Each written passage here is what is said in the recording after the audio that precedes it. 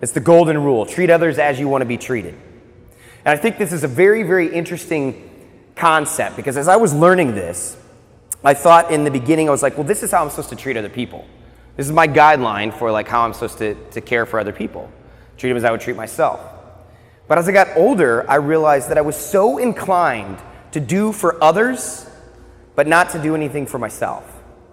I would be so inclined to just put myself out there for them, to forgive them, to offer them grace, second, third, fourth, and fifth chances. But when it came to myself, I would hammer myself with my negativity.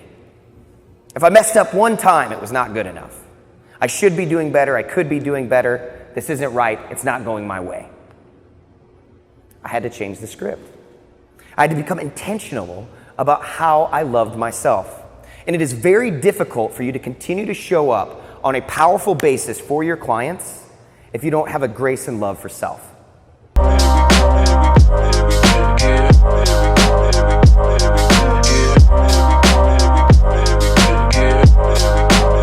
Welcome to the Positive People Posse Living Room. I'm your host, Dom Green, life enthusiast and marketing director of Positive People Posse. We are a digital marketing company, so we are the sponsor today. 3P Media, we have all your digital marketing solutions. Just give us a shout. Look us up at positivepeopleposse.com, and we will be happy to help. Today's guest is Mr. J.Caleb Rogers, Mental Sensei. How are you doing today?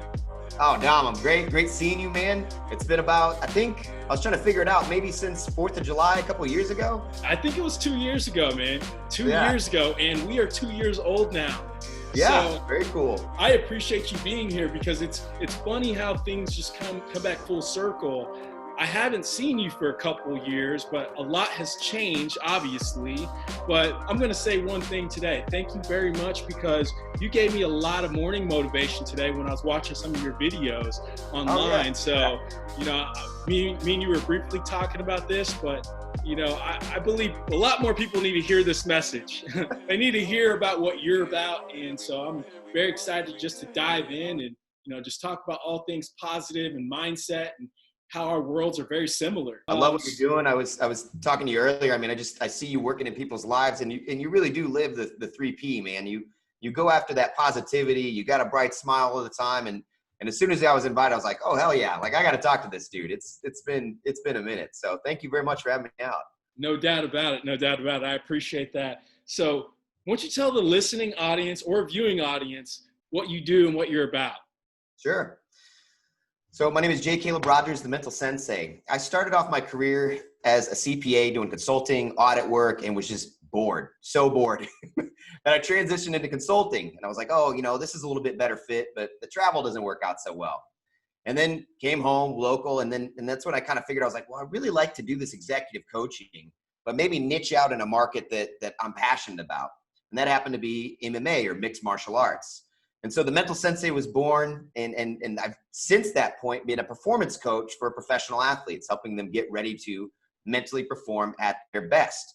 To date, I've worked with probably 40 plus UFC fighters, multiple world champions, and then that kind of transitioned into sales associates being like, hey, you can help them perform in the cage. Can you help me increase my sales? And yeah, I can. So I answered the call there, and then that moved to executive coaching, and now I'm doing executive coaching with CEOs, small businesses, sales associates, and of course, my fighters, my home base. So a performance coach for athletes. That's awesome. That's awesome. You know, the people in the cage, this is a blood sport. You know, it's all about battle. It's all about, you know, their mental appetite for probably continuing to learn. But is it more about just honing in on calmness? I mean, what's your biggest strategy when it comes down to working with these athletes, these high performance athletes? Yeah. So I was like, okay, this is just going to be about like helping them get ready to fight. I was like, that's what this is. And it kind of was, but there is as much that goes on outside of the cage that goes on in it. And so it's really a balance, you know, like, yes, about calming, focusing, centering for sure. Visualization, positive self-talk, different modes and methods. But man, I've also helped people through divorce. I've helped people through some of the hardest times in their life, things that I won't, you know, out of confidentiality share, but man, really, really tough times that people have gone through. And what I learned pretty quickly was like, wow, when things are okay outside, things are much better in your business, in your company, or in your performances. So it starts with understanding with everybody. I may use like different tips and tools that I work to bring to our conversations, but man, I'm not just coming in to prescribe and be like, okay, we're going to do X, Y, and Z. I need to know and understand who you are, what you believe in, what your values are, what your mission is. Once I get a good idea of that, then I can begin to start speaking your language. And as we set that we vision of like, hey, this is what I want, this is who I am to get it, then I hold you accountable and encourage you along the way to do so. And I use a variety of techniques. Like I said, goal setting, positive self-talk, visualization. I got basically certified as a master hypnotist through the most rigorous hypnosis school in the world. So we do both conscious and subconscious level programming to get you results. Man, I love that. One thing that I will say is, me being a 34-year-old male, I've realized that I've had to overcome so many personal insecurities. And I think when I really mastered that, that really allowed me to really become my true self. And I think a lot of people just struggle with that inner self-confidence. And when you said that positive self-affirmation or self-talk, we spend most of our lives with ourselves, Yeah. if anything and everything. So how you talk to yourself is very important. With that being said, is there a lot of struggle? Is there a lot of struggle for a lot of people that you've came across that have that positive self-affirmation? Oh yeah.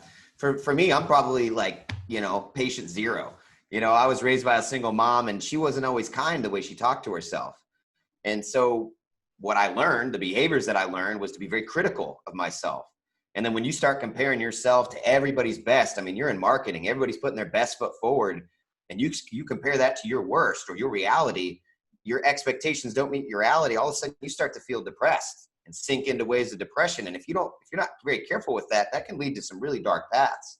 So it is true. I have a theory that each and every one of us are a vessel.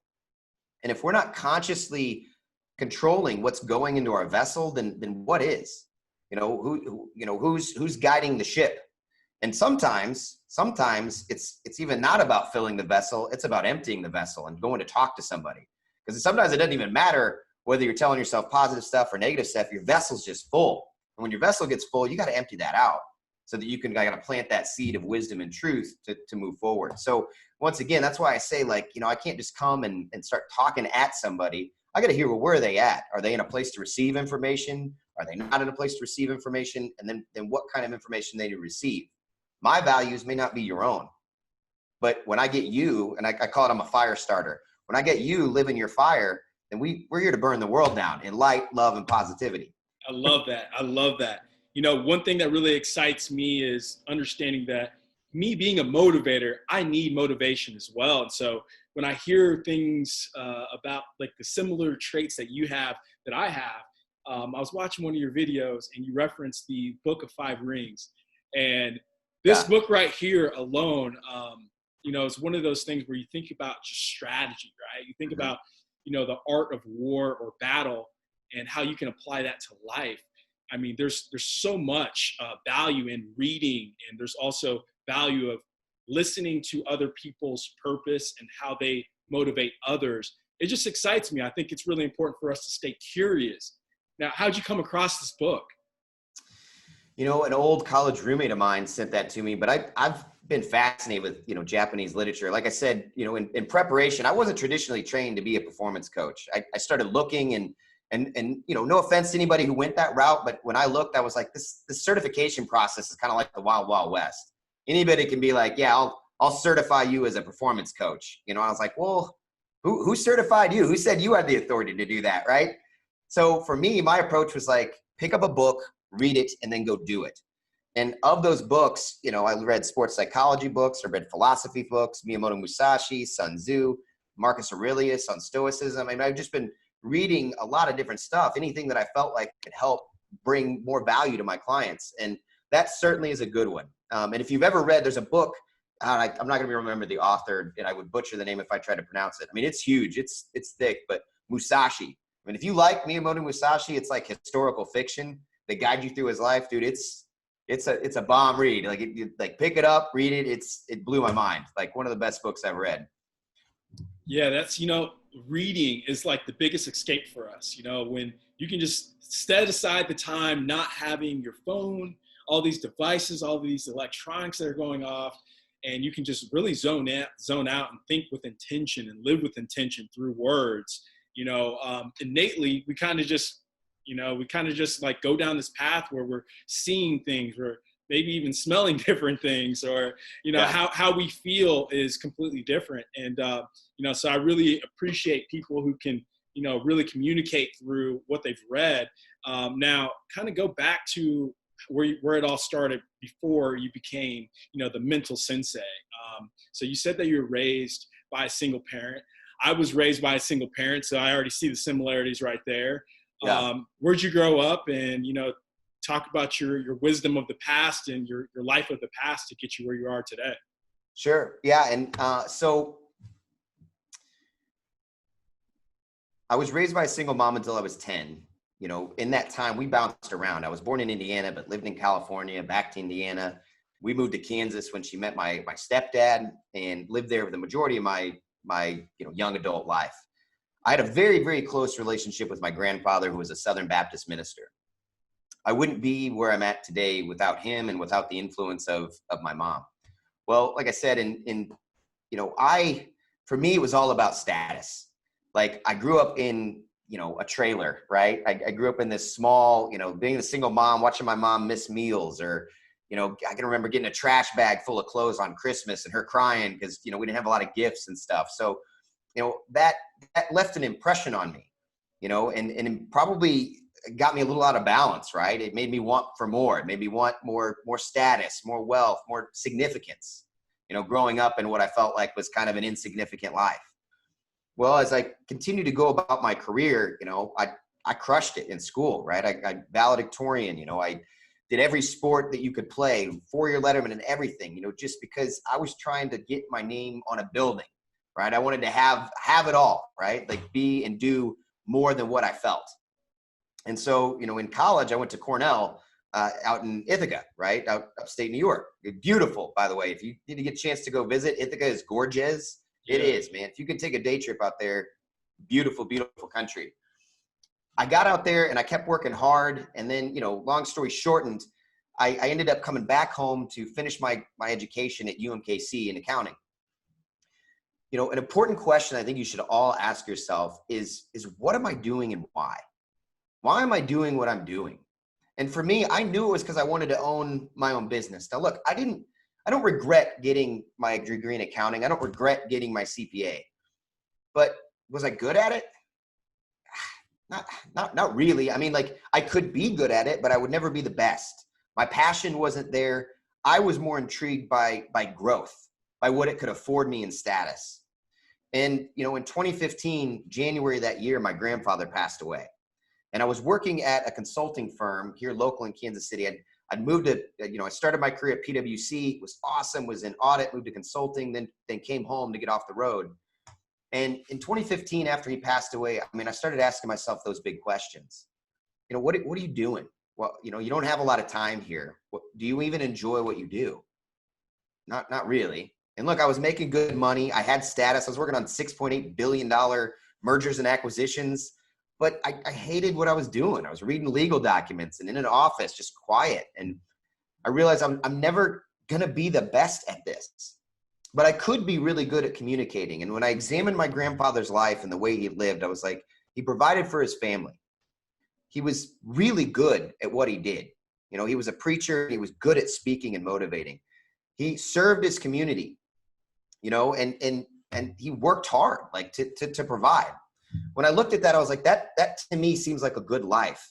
And while I have some elements of this, I don't have that. I was feeling a gap. And you would have thought, like, okay, then just leave.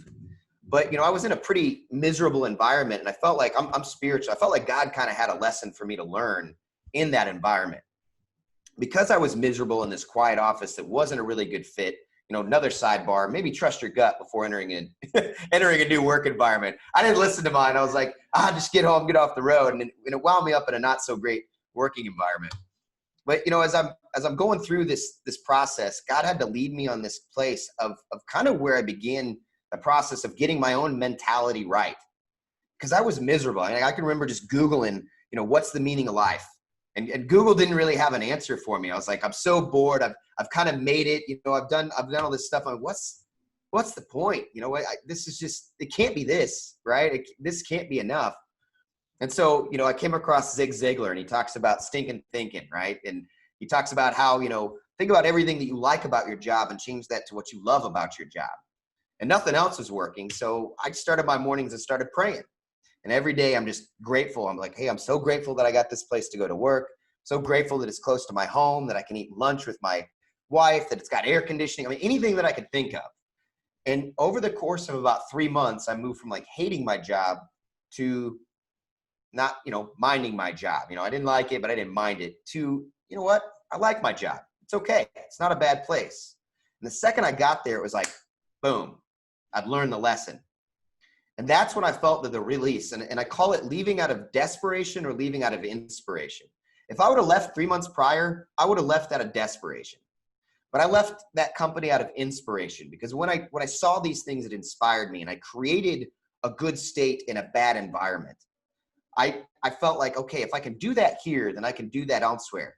Now, hear me carefully. For anybody who's watching, you may be in a bad environment. That may not be a good place for you. You might be able to find peace and clarity and calm there, like I did, but maybe that's just not where you need to be. Maybe you need to kind of take some steps to make that happen, to move out. And that's kind of what I did. I remember talking to my buddy in New York, and he was like, you talk about taking this big leap, Caleb. He's like, maybe just take like a drunken step. I was like, that's a good, maybe I don't need to like make this big giant career change. So for me, I, started reading sports psychology books. I started working with local athletes right down the street in my gym. There's this great Netflix series called The Get Down. You ever watch that? The Breakdown? No. Oh, it's great, man. Like if you like breakdancing and like 70s hip hop and New York City, like it's cool. Like check it out. Anyway, I'm watching this, and there's this line in there that says, if you want to be king, you got to start by owning your street. And then you own your block, and then you own your city, and then you own your state, your country, and you move on. And I took that to heart.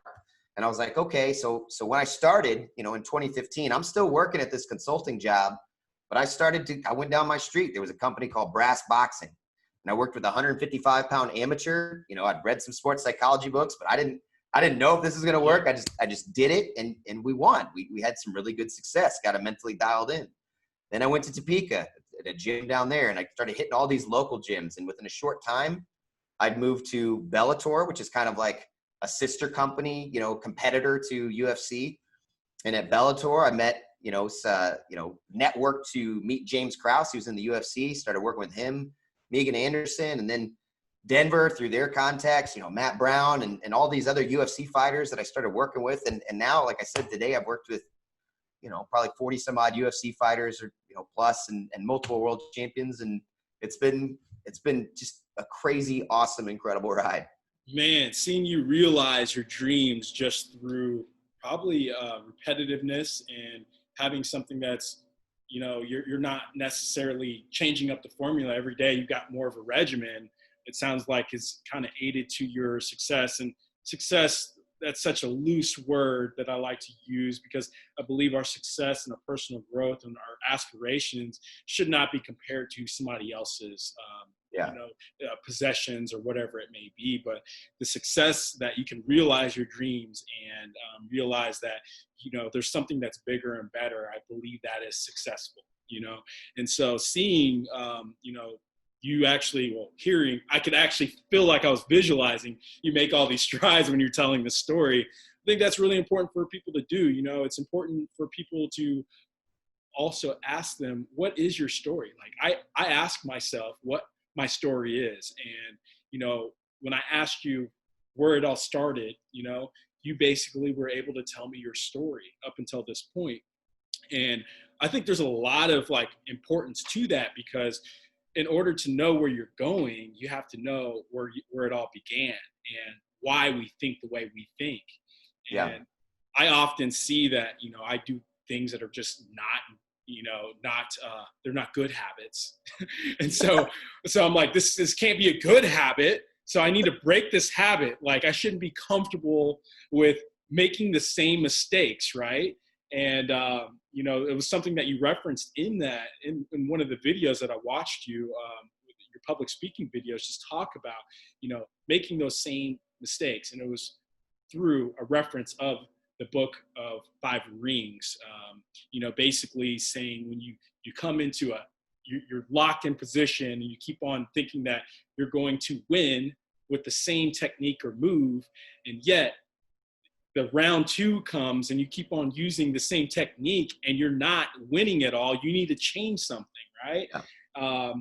And often we need to look at our story and probably compare that and say, well, I need to change something. It's not really making me feel happy about what I'm doing. I don't feel successful at what I'm doing. Sometimes we kind of just fake the funk and we just play the role as like, hey, this is my job. This is what I'm here to do. But how passionate are we? It really starts with yourself, right? Well, I think there's a step even before that, which sometimes a lot of people miss. And I think I alluded to this in one of those videos too. But more often than not, where it starts with is grace, an unfavored love of saying like, hey, I'm going through a hard thing right now. Can I love myself while going through it? And so a lot of people, they should all over themselves, right? Oh, I should be doing better. I need to be doing this habit, or I want, and it just shows subconsciously that you have a complete dissatisfaction with self. And I get it, right? We're in a hustle grind culture. We're in like perfection. We seek all that stuff, and that's great. I'm not saying we don't want outcomes. I'm saying our process to get those outcomes, you got to look at what works. And for me, beating myself up led to worse processes. If I was just constantly hard on myself, like I said, I'm self-admittedly kind of a nutcase. Being hard on myself, like it led me down some dark paths, that it wasn't good. But when I gave myself grace and love and acceptance to meet myself where I'm at, be like, yeah, the behavior's not okay, but I'm going to love you through that anyway. Then all of a sudden it was kind of like removing a stone out of my way, and it allowed me to just, okay, like see things a little bit more clearly, see my hurt. And I have an expression or a quote, what I'm going to say, champions use pain to power their purpose. But it starts with grace and a recognition of that pain. If I don't realize that I'm suffering, if I don't realize that this is hard, then not only am I trying to do battle out here, but I'm also doing battle in here. And now we're fighting a two-front war. So, Dom, get on team Dom. Caleb, get on team Caleb, and everybody who's listening, get on your own team. Love yourself first. Give yourself grace, not because you've deserved it, but just because it's a better way to get to the results that you want. We'll get to the perfection. We'll get to that stuff, but that stuff's not going to make you lovable. Until you love yourself as you are completely, then it's like, okay, now we can go move and do other things. And that, I didn't mention that in my story, but man, I told you I'd made kind of an idol out of security and status. Dude, I had to start over. Like all of that was taken away from me. Like I was making significant money. I started going working with broke fighters. Pretty scary time. I mean, there was a couple times where I went back to try to go apply to be a server because I was like, I don't know how I'm going to make this work. And I didn't get the serving job. Well, I got one of them, but another one I was like, you gotta be shitting me. I'm a CPA. I can't get a serving job. No offense to servers. I served for 5 years, but I was like, this is ridiculous. So big dose of humility that had me kind of understand, like, one, I got to love where I'm at, but two, I got to figure out who I am without all the things, right? Without all the status, without the money, without any of that. Who are you? And that's what I challenge everybody that I work with to kind of figure out is who are you? What do you stand for? What are you willing to bleed for? I love that. I love that. Here's another thing. Again, I'm feeling so many similarities between you and I. So it's funny. I had the high paying 6-figure job, and I was traveling all over the world, and I pretty much felt like if I wanted something, I could really have it within reason, right? And my world basically got flipped upside down. And, again, that status that I was attracted to is probably the same. And I would probably attribute that to, my childhood growing up with a single parent, my mom actually remarrying when I was 10 as well. And brother from another mother, man. Exactly. We're the same, just on other sides. Right. And so, like all of that, I always felt like I had to, show that I belonged in a way, like, hey, I'm different. but I'm different through status. And then when I got that awesome job and I got that nice car and the houses and stuff, and I was able to invest and do whatever I wanted, I lost the opportunity. I lost the job, and again, when I had to reset, there was a couple things that I had to do. I had to realize what did I really want to do with my life? And I had thought about Positive People Posse before leaving my job. And when I had this opportunity to start something on my own, it was scary. And I wasn't prepared to start on my own just yet. And so I did play around with a couple interviews. I think I interviewed to probably 20 different places. And, a lot of places would say that I was overqualified.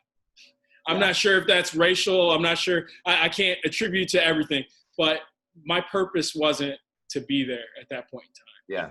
That's what I really took away from it. It's like, okay, maybe if they're saying that I'm too good for this, maybe I'm too good for it, but I'm going to go start my own thing regardless. Good for you. Yeah. And so I started Positive People Posse, and, it was all about, us being able to talk about one thing, and that was positive mindset, and also help people with their brand messaging, their marketing, really. And it's all about synergy right there.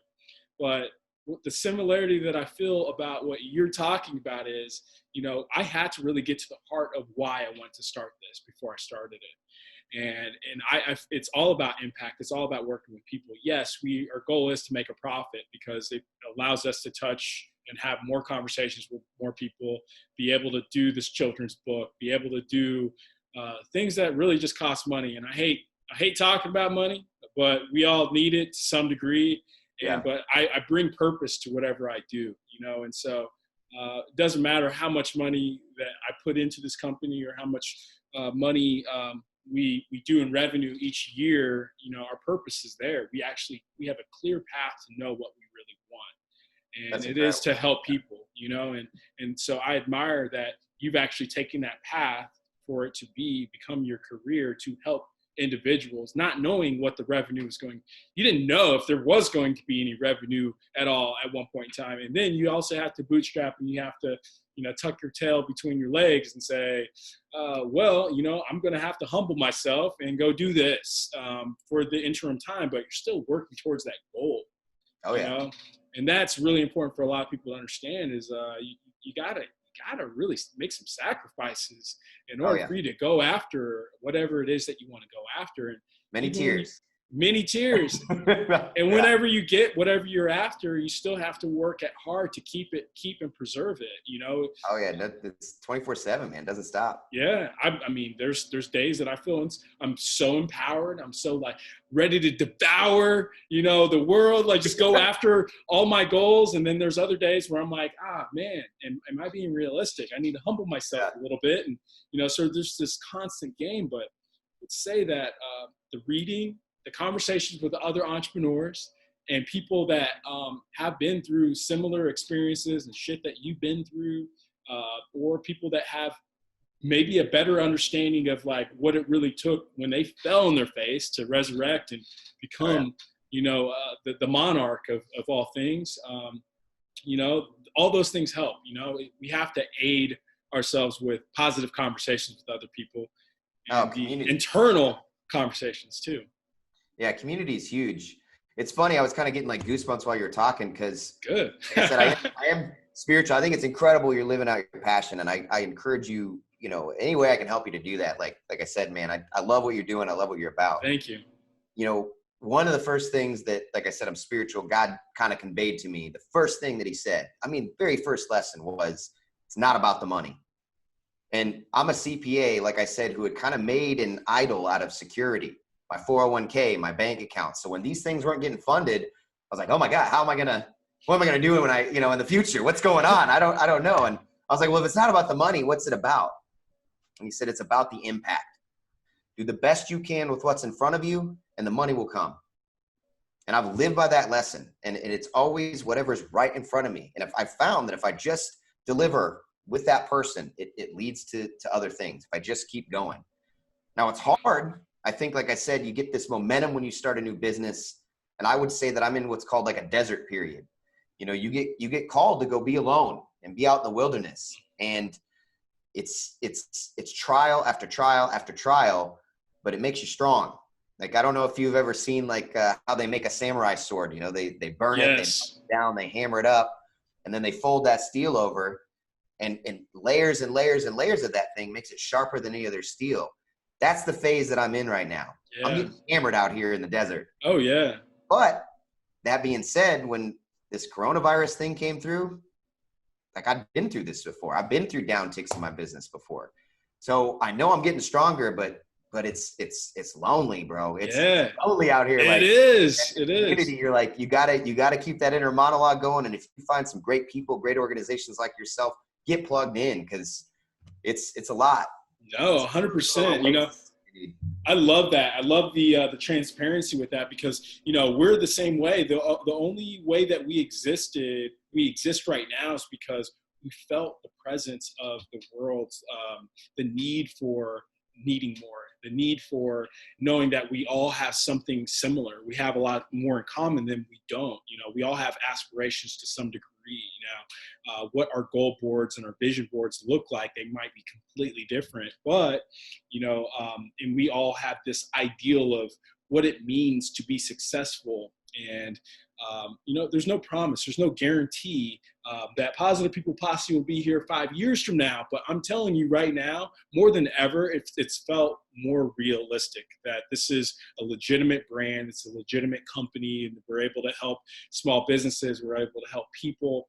And, but yeah, you're legit. Let me tell you, you're legit. We're going to own that right now. Thank you, sir. Thank you. And, but, you know, like, yeah, we have to be rigorous, and we have to live our lives we have to think with intent, you know?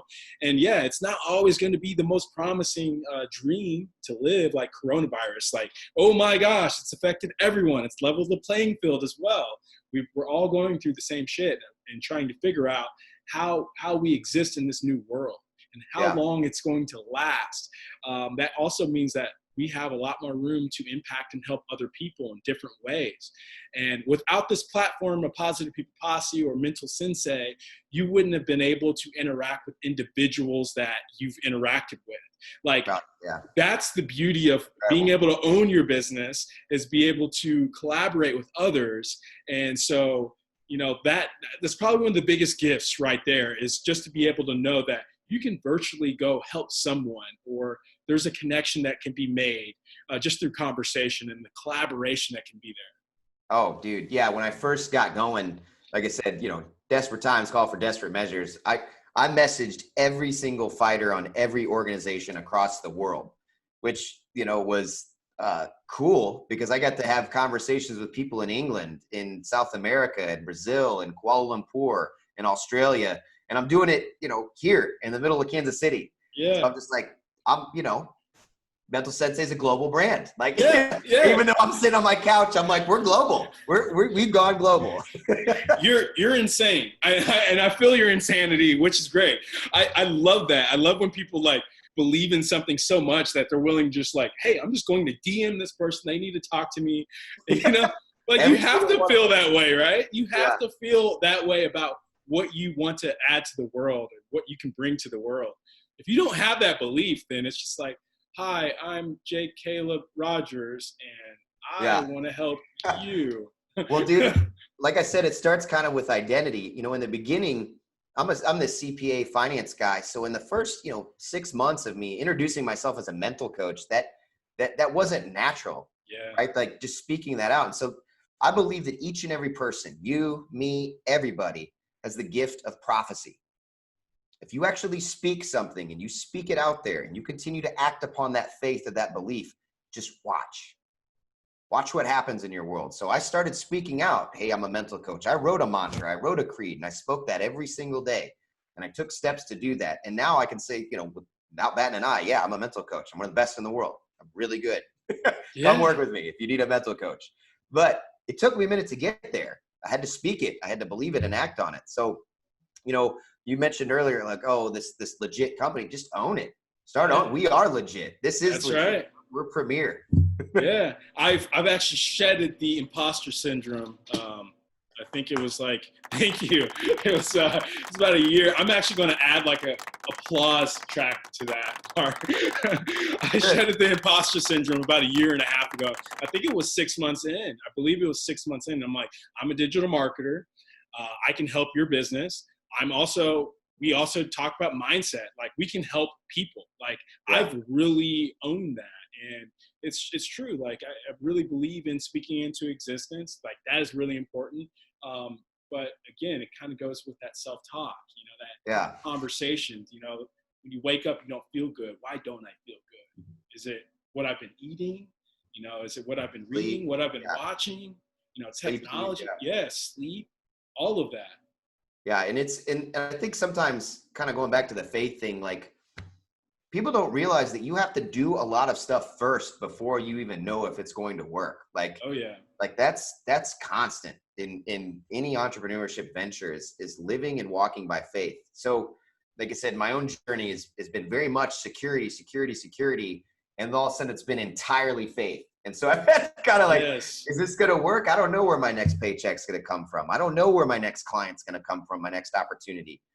But, consistently taking steps towards that end, I think that's the biggest thing that's worked for me is just the game isn't over until we win. Like, I'm just not stopping. Like, I may get, down, I may go back, but I'm not going to quit. Like, I'm not going to go away. Like, I will be here 30, 40, 50 years from now until I die. I'm coming after it. I love it. Oftentimes I feel like I can contradict myself where I say to my team, I say, hey, do you hope or do you know?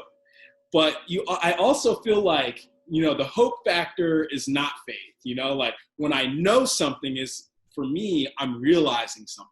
I'm turning my realizations into dreams. Like, it's actually happening. I say, I know because, first of all, I'm not too crazy to say that this can't work out. Like, we're 2 years in now. I really believe that, this is our journey. This is what we can do. We can still help people. We can, the people that we'll get in front of just because of our brand name. It's amazing. And you really do have to believe in it.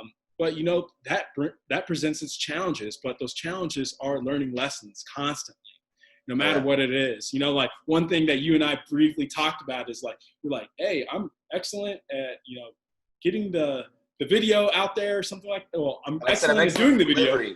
I'm not good at telling people about it. And I'm like, I can help you and we want to help you. And so whatever it takes, like, that's what it comes about. It's just about connecting more people. I want you to see a bigger audience. I believe you're deserving of it. Delivery is amazing, by the way. What's that? I said your delivery is amazing.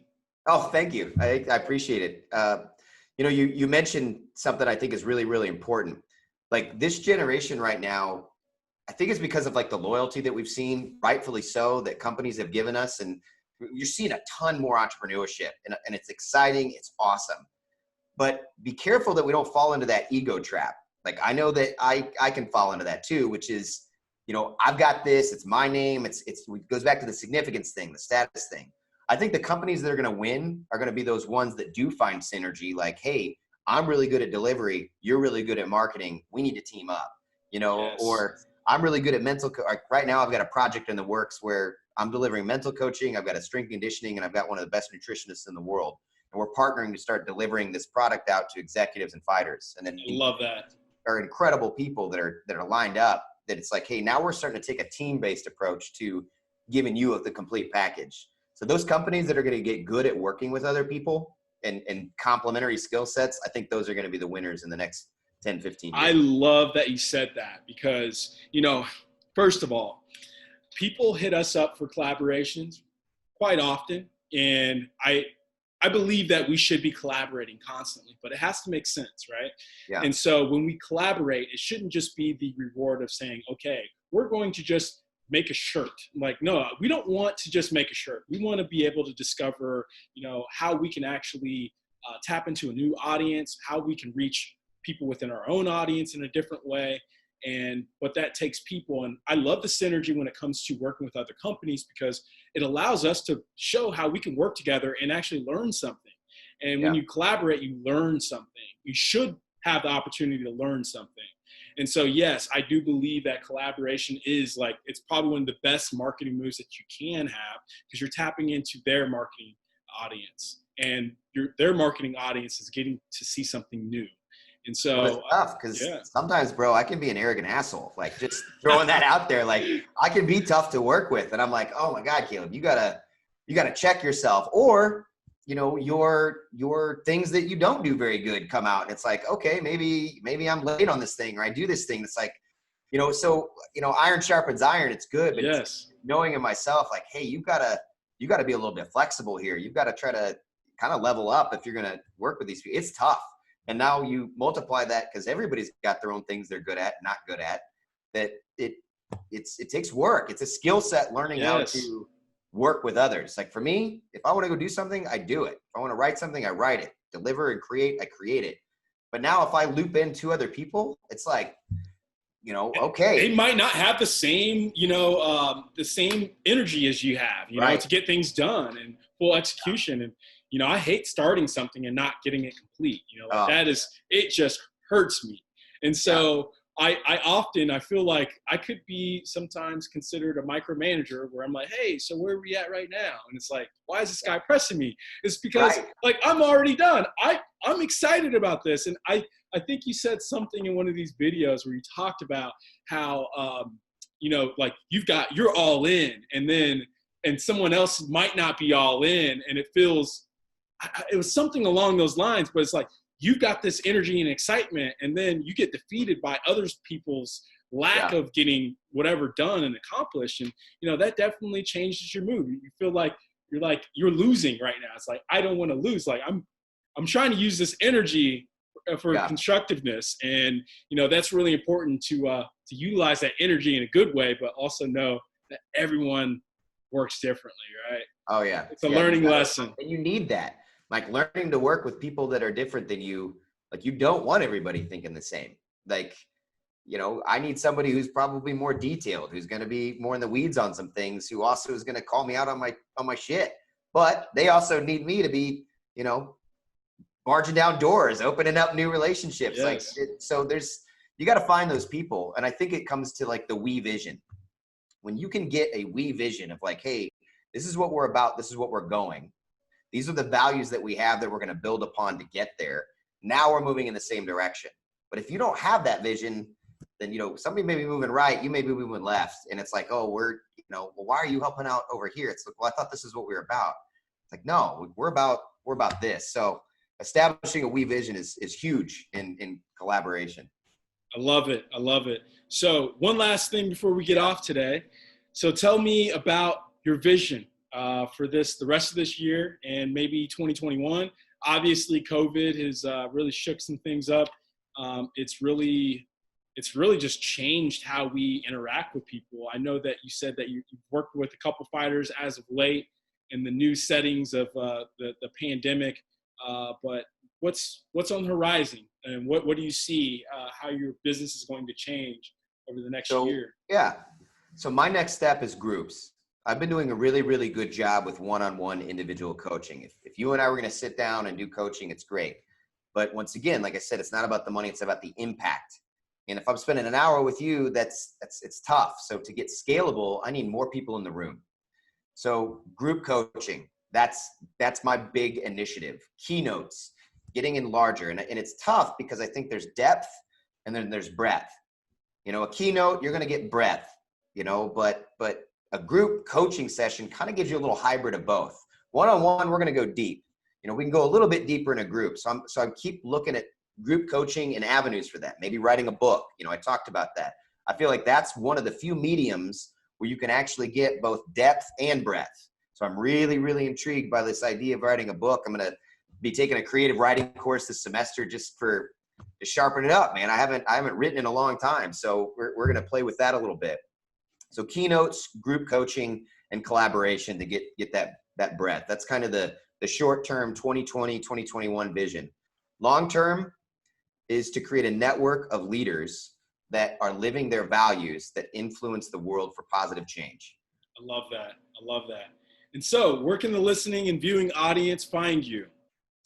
Mental Sensei, that's Sensei. Sensei, it's kind of hard to spell. A lot of people misspell it. I get it wrong too. Sensei, mentalsensei.com, at Mental Sensei on Instagram, Twitter, Facebook, all those social media platforms. If you want to email me, info@mentalsensei.com. Shoot me a request. I'm pretty open to speak to anybody. 15, 20-minute consult to see, hey, does coaching make sense? Is this going to get you to the next level? And yeah, then we move forward. I love it. I love it. Hey, very much appreciated for your time today. This was awesome. I feel like we learned a lot about each other, and also we can work with one another. I believe that there's definitely a lot of synergy there or here, and I'm looking forward to seeing, your career later down the road, but here in the short and long term. Likewise. I appreciate you much, J.Caleb. Yeah. Thank you, Dom. Live freely, stay positive.